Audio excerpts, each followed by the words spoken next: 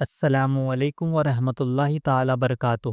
ہم آغاز کر رہے ہیں سورہ احقاف۔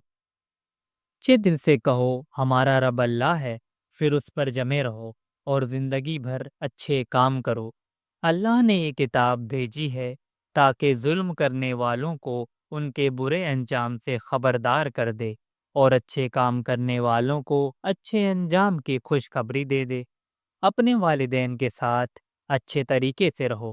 تمہارے رب نے تم پر اور تمہارے والدین پر بے شمار احسانات کیے ہیں۔ ان احسانات کا شکر ادا کرو، ایسے اچھے کام کرو جو اللہ کو پسند آئیں۔ اپنی اولاد کی اچھی تربیت کرو کہ وہ بھی نیکی کا راستہ اختیار کریں۔ اللہ سے ایک لمحے کے لیے غافل نہ ہو اور اس کے فرما بردار بنو۔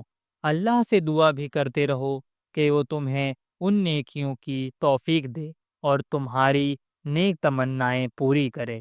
دین پر ثابت قدم رہو، جس طرح حوصلہ مند اور بلند ہمت رسول ثابت قدم رہے، اور انسانوں تک ان کے رب کا پیغام پہنچاؤ۔